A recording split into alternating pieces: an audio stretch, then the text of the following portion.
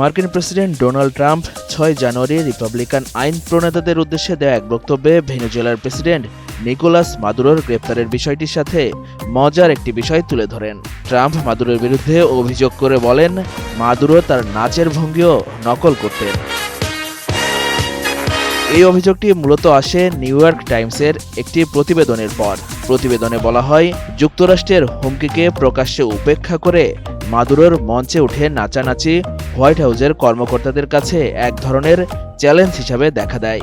এর ফলে তারা মনে করেন ভেনেজুয়েলার নেতৃত্বের বিরুদ্ধে আরও কঠোর পদক্ষেপ নেয়ার সময় এসে গেছে। ২০২৫ সালের শেষ দিকে ক্যারিবীয় অঞ্চলে মার্কিন বাহিনী জড়ো হওয়ার সময় ভেনেজুয়েলার বামপন্থী নেতা মাদুরো নিয়মিত মঞ্চে উঠে নো ওয়ার ইয়েস পিস স্লোগানের টেকনো রিমিক্স গানের সঙ্গে নাচতেন। অন্যদিকে ট্রাম্প নিজের রাজনৈতিক সমাবেশে জনপ্রিয় ডিস্কো গান YMCA এর তালে নাচেন। ৩ জানুয়ারি যুক্তরাষ্ট্রের বিশেষ বাহিনীর অভিযানে মাদুরো ও তার স্ত্রীকে আটক করার ঘটনায় ট্রাম্প অভিযানের ভূয়সী প্রশংসা করেন এবং এটিকে চমৎকার বলে আখ্যা দেন। যদিও তার বক্তব্যের বড় অংশই মূলত ২০২৬ সালের মধ্যবর্তী নির্বাচন প্রস্তুতি ঘিরে ছিল।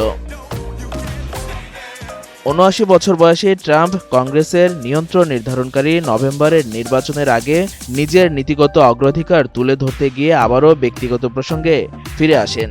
এ সময় তিনি মজার ছলে বলেন, আমার স্ত্রী মেলানিয়া ট্রাম্প তার নাচের ভঙ্গি পছন্দ করেন না এবং এ নিয়ে পরিবারের ভিতর ভিন্ন মত রয়েছে।